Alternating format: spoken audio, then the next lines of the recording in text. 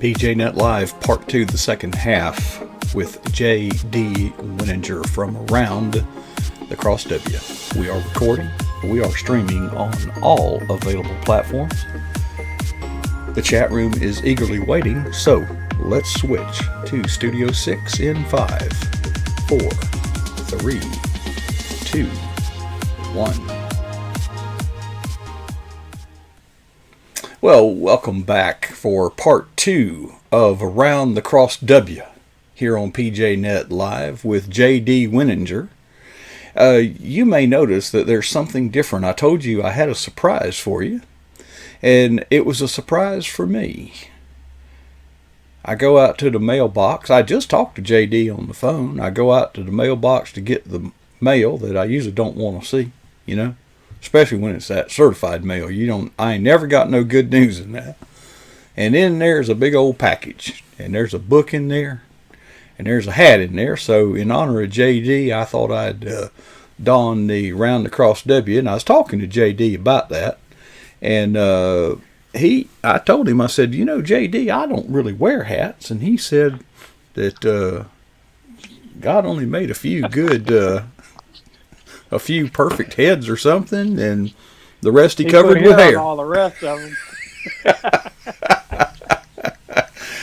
Well, JD, thank you. I am just humbled. I'm honored. That was a real treat, and you're a good guy, JD. So pretty soon now you're gonna be packing up your bags and headed up to Burlington, North Carolina, doing a little what you call TDY, temporary duty.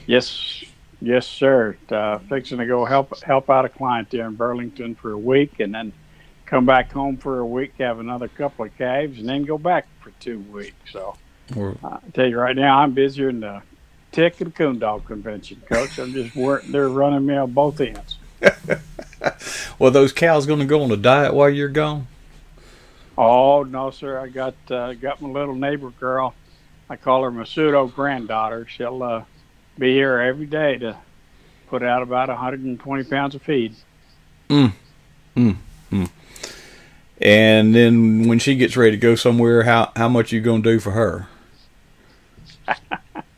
Well, I take care of Miss Bailey Ann because she takes care of me, Coach. There you go. I guess there's kind of a code among you ranchers that, you know, when you get some providential hindrance or whatever it may be but, you know, this is the thing. I saw a post honoring our farmers, you know, because it don't matter how cold it is. It don't matter if it's Christmas. It don't matter if it's Thanksgiving or the Super Bowl or whatever else. Those cattle got to get fed. Yes, sir. Absolutely.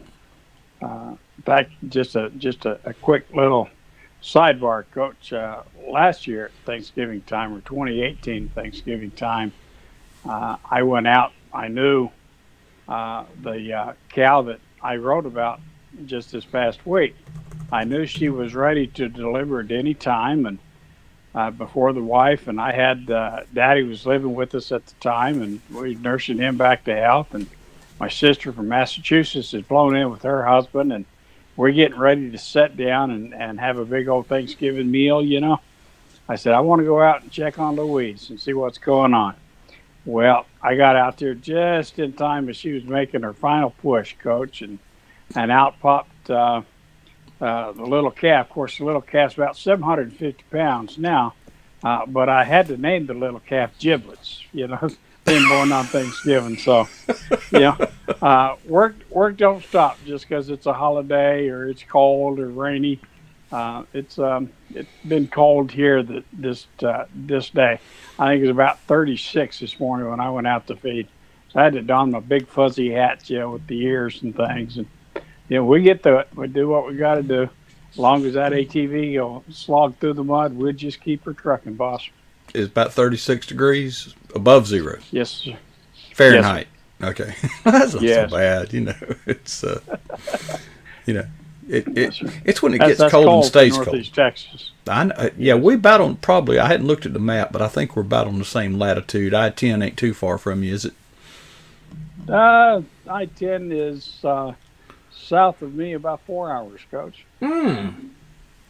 Okay, you are up north, but yes, not. Sir. I'm right along the Red River. I can take 2 9-irons and hit Oklahoma, Coach. Okay. Well, apparently you picked up your pen and wrote a little bit. Every Wednesday your blog comes out. Now, so far I've learned that donkeys or mules or whatever, donkeys I guess you call them, Donkeys, yes, sir. are very much a part of a cattle operation when coyotes are Yes, involved. Now I'm finding out that ain't all. No, sir. Interesting enough, it's a wonderful lesson.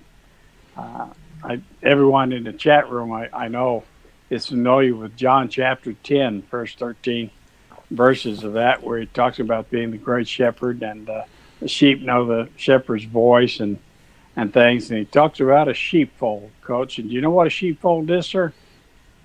A fold or a flock? I mean, I just thought it was a group of sheep. Well, a sheepfold, if you will, is, of course, back in the days of Christ, they were man-made rocks and stones piled up to create a short wall. And then they put thorn bushes and locust trees and whatnot on top of it. And it was to keep the predators out. And they had one doorway. And so all the shepherds would bring their different flocks in from the fields and put them into this sheepfold at night to keep them safe. And then one shepherd, and they'd take turns doing this, one shepherd would sleep across the doorway, across the gate. So he was the gate in and gate out. Nobody came in, nobody came out, except for the shepherd. And so that's what a sheepfold is. Well, I have something similar in my feedlot, Coach. It's attached to my barn, and in my feedlot, which covers about a 1 acre area of ground, I reckon, I put up cattle panels or heavy gauge steel squares. So it's like a just squared fence, and they're 4-inch squares. So except for a kitty cat, won't too much get in and out of it, a snake or a skunk, but they're not going to hurt my little calves. So I create this feedlot because it makes it easier to get the animals, and they get used to me touching them and being around them and conditioning them, so that when it comes time to vaccinate them and things, it's much easier to herd them inside and work them through the barn and do all the things that we have to do. But I love that mamas, I can convince them to bring their babies into that feedlot and stay with them for a day or two. It gives mamas a chance to bond with their new babies. Mm-hmm. And even though they inherently know each other by sound and smell, that's important bonding time. But here a few weeks ago, little Giuseppe was born. And the wife names all the calves here at the Cross W after her relatives. So Giuseppe is actually named after her papa, Joseph. So, we've got a little bull calf running around here named Giuseppe now. But he's just a little ball of energy. But I come in to feed one morning, and he was standing underneath Mama. They kind of like to rest right there, and of course stay close to the feed that way. See, and as soon as I come in the feed lot and close the gate, well, he spied me and he took off to the furthest corner away. All he wanted to do was escape, Coach. And if I hadn't put those feedlot panels there, he would have tore himself open trying to get through the barbed wire fence that surrounds it. So it's there for his protection as much as protecting against predators from coming in. But what amazed me was, okay, little fella, it's going to be all right, But Mama goes over to him. Of course, Mama's been with me 4 years now, and this is her third calf. And she goes over to the little calf, and she starts lowing just real quiet, like they do, and making sounds and noises. And the little calf just calmed down immediately. Mama's going, "It's okay, baby. We got you." And next thing you know, she's prodding it with her head, and she's moving the little calf towards me. Of course, he's getting his arm stuck out. No, I ain't going. He's putting on the brakes, But she moves him over towards me. She's standing right there. And she reaches her head towards me, and I just rub her pole, and which is the top of her head, where horns would normally be at. and just rub her nose and talk to her and scratch her chin, and just very calm, very peaceful and easy. And then after a couple of minutes of that, I was able to reach down and pat old Giuseppe and love on that little calf. And it really touched my heart, Coach, the way that God's word came alive to me in that moment, because here's Mama bringing me this little calf, going, "This is the shepherd. It's okay. Mm-hmm. He'll take care of you. He's your protector." And of course, when you see a big old 250-pound hugger like me in tears, that's an ugly sight, Coach. But that's the way it was. And just truly was lost in the moment there. And I thought about how at that moment I was the shepherd. I'm the shepherd to these cows and to my donkeys and to my dog and the barn cats and all the fun little things that we have, critters floating around here on the Cross W. But I realized that my job, in ways, I'm just a hireling. I'm their shepherd. I'm their protector. I'm their provider. I care for them. But my job is to lead them to the shepherd, just like Mama led Giuseppe to me. And that's my children. That's my wife. That's my family and friends and neighbors, Coach. Isn't that what we're supposed to do? Is just shepherd others, help them or disciple others, and lead them to the good shepherd, Coach. That was a lesson that I took away from that. Of course, I got thinking about it yesterday and today, gotten some comments on the blog, and I thought, sometimes I wear two hats, Coach. Some days I'm the shepherd, and I'm gentle and caring, and I take care. And other days I'm the sheepdog, Coach. Mm-hmm. My job is to get out there and chase away all the predators and all the things that might hurt you or hurt my family, hurt my lambs. So I can do both. But the neat thing about being the sheepdog, Coach, is I'm still part of the flock. I still belong to the same shepherd, right? There's so many takeaways from that. First of all, yes, there's a good lesson. Oh, we go preach a little bit. The shepherd, in this case, the mama, speaks to that little baby in a still small voice. She doesn't raise a bunch of hell and paw to dirt and say, "Get your butt back over here," and push and shove and all that. No, it's a still small voice, and if you're going to hear a still small voice, you're going to have to kind of be quiet, aren't you? Yes, sir. Now, when I go out and look on Facebook and Twitter, I see a lot of shouting. And boy, we gon' bring them to the kingdom of God, dragging them by their hair, kicking and screaming, I guess is our theory, right? Yes. And I've seen a lot of political debates, on social media. I'm fascinated by this because I know that the party, the protagonist, is passionate and deeply concerned for our country. I know that. But they will just shout and scream, and everybody's referencing a different set of facts. But I'm still waiting to see the other person say, I've given some thought to these points you've been bringing up, and I've come to realize that all this time I've been wrong, and you're right. Let me sign up for your cause. And it's so futile. It's so worth, and so many times. I mean, I hate to say it, but our church culture. I remember back in the 70s, the street evangelism, where they just go out and, turn or burn, and try to compel people. And I guess there's some success stories in there. I guess there is. I hope there is. But I don't feel called, the way Jesus, when he showed aggression, it was toward the church leaders, not the lost. In my biological family, Coach, I can remember Southern Baptists, rightly or wrongly, but I can remember if you sat in the first 6 pews towards the front, you had to wear a rain jacket because it was coming, and he would take off from the podium or the stage, and he'd jump across the altar and run down the aisle, and he's just spitting and spewing hell, fire, and brimstone the whole way. And what that did to a little 6-year-old boy was that didn't make me fearful of hell. it made me fearful of God. He was just this mean, vengeful son of a gun, and he just waiting for me to step out of line. He's going to squash me like a bug. Mm-hmm. And that was my view of Christ as a young person. And even after I was adopted and into my adopted family, I saw such a different mindset. Now, they were Assembly of God folks, so they'd get excited in their own rights and in their own ways. But to see how they lived God, and they lived with peace and humility and things, and to see that difference.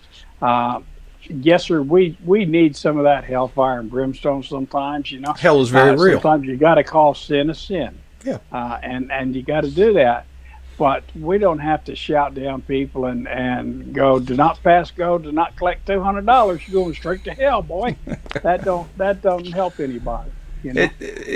Instead, we need to show them what Christ can do in our lives. If they see, if people look at the JD that is today, and they looked at the JD of 40 years ago, going, this can't be the same person. Well, one ain't got no hair, Coach, but outside of that, it's how God has changed you. He tempers you.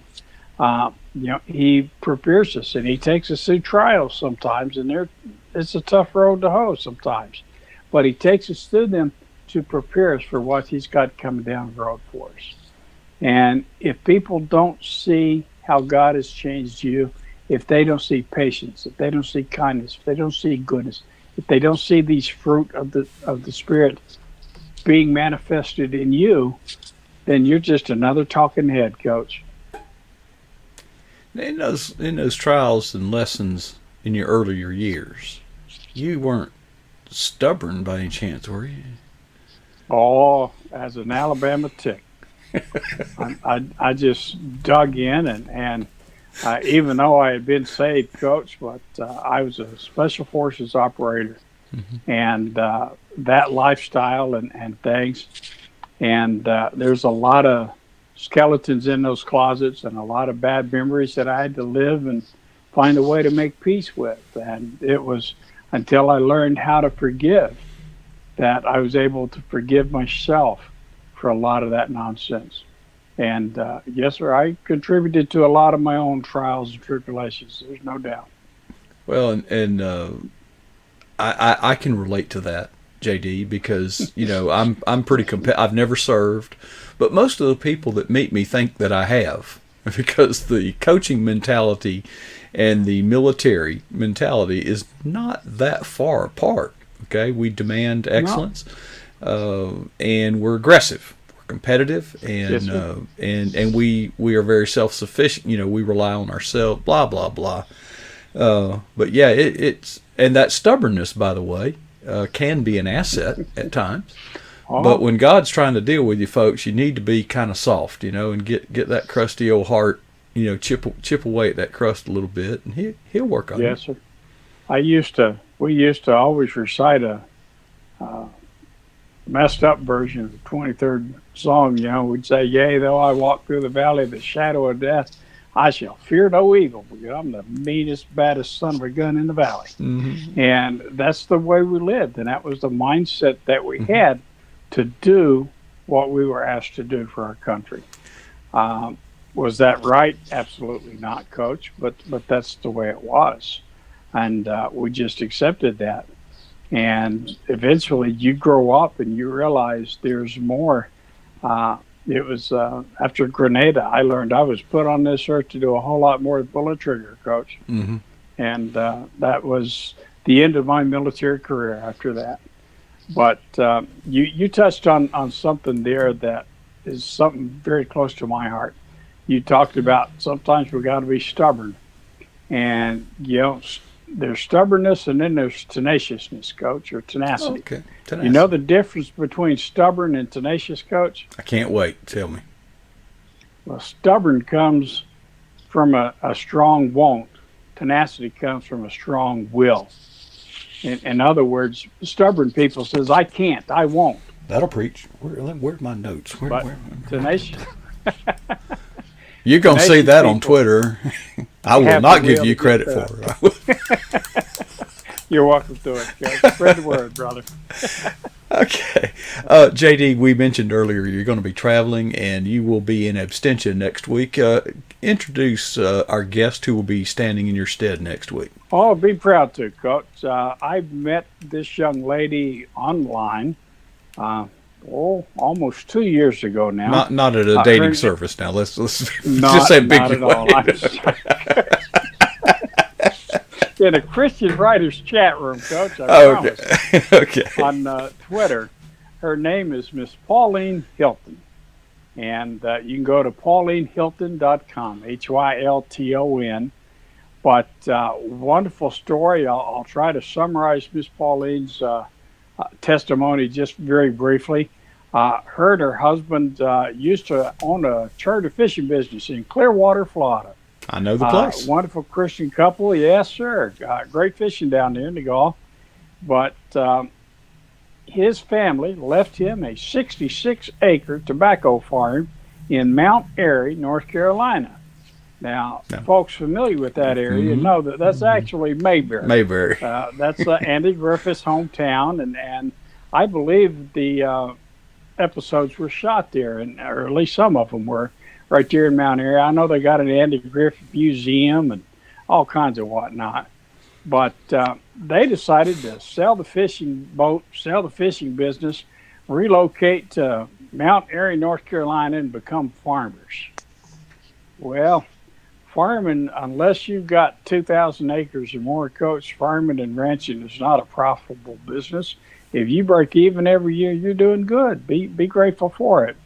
But we don't do it because we're going to get rich. We do it because we love being in nature and being close to God like we are.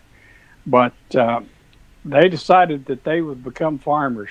And her book, Growing in Christ from the Ground Up, kind of regales this story or their testimony, some of the trials that they went through with a suffering family member that was ill and needed to stay with them and their children, and the transformation in their life and the faithfulness that God had to see them through all the trials. I think y'all are going to love listening to Miss Pauline. She's a wonderful cook. If you can get her to talk about making seafood, she does a Saturday morning Facebook Live show, and she's always cooking something fresh out of the garden. But ask her about thing one and thing two, Coach, and how they trap her in her driveway. And I think everyone will enjoy meeting my friend Miss Pauline. Well, JD, you've picked a good one, and we wish you Godspeed on your mission in front of you. And we look forward to you coming back, but thank you for arranging to have a guest for us next Thursday night about this time. And get you a little rest, JD, and good to see you in the chat room too, because, well, that's what we do. And it's a great thing. Yes, sir. Love being there and visiting with my family there, Coach. It is a family, JD, and you're part of it. Yes, Thank sir. you, brother. We'll see you next time. Take care. All Bye-bye. right. Thanks, everyone. There we went around the cross W, folks, with J.D. Wininger. And it's just, I love this. I love this. Quick update. I've been telling you that I was, or shall work on the new PJNET.TV website. I actually got started in earnest today. Now, if you go there, you'll say, no, you have not done anything. It just shows the logo. Folks, there's a lot more to a website than the part you see. It's the part that the computers read, and it's actually turning out to be a lot more work than I thought, but that's okay. We'll get there. Tonight, we're going to start kind of tearing things down here. Preparing for Mike Wrinkle, who he's on Facebook, Rinkel or Le, I don't know. But anyway, he's my carpenter. And a lot of what you see, you can't see a lot of the stuff here. My desk is a piece of plywood sitting on two sawhorses, but let me tell you something, it's a beautiful thing. It's got a polyurethane finish on it, it's been sanded down, it's got rounded corners. He is quite the craftsman, and he'll be here all day tomorrow doing some finishing touches. I've got some new gear that won't fit on this flat surface, so we're going to have to find it, and he will find a way to do that. He is just a craftsman of the highest order, and and I can afford him. So, also, I met yesterday with Mark Winchester. Now, if you've been here long enough, Mark's appeared on our program. He's a strong brother in Christ. And I won't tell the long story, but what started as a skeet shoot turned into a pole barn, turned into an enclosed pole barn with a cement floor, and with running water and toilets and all this stuff. And he's made it clear to me that we need to be holding worship services out there once a month. And I'm just grateful to see that. I hadn't seen it yet, but I see it. You know what I mean? I can see things before they're there.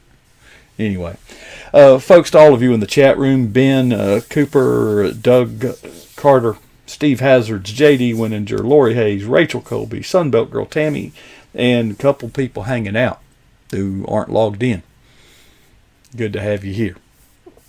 Tomorrow night, let me say this. Friday nights are kind of special. We will eventually have programming at 9 and 9:30, but you've got to get here for Friday nights because Steve Hazards will have his program, and he plays some really old, we kind of go back in time, play those old songs we all remember, you know, but come about 10 o'clock or so, he uncorks my perspectives and comments or comment or something like that. Whatever the title, folks, buckle up. He'll take you for a ride, and it's a good one. Folks, it's been a very wonderful week here at PJNET Live, and you are very much a part of that, and I'm grateful for each of your participation, your being in the chat room, posting it on social media, piling on with retweets, shares, likes, and the likes. Likes and the likes. I better get out of here. It's too much coffee, folks. Before I leave, I got to ask you this, though. What's the boldest thing you've ever done for Christ? And by the way, when was that? And don't be satisfied with either answer.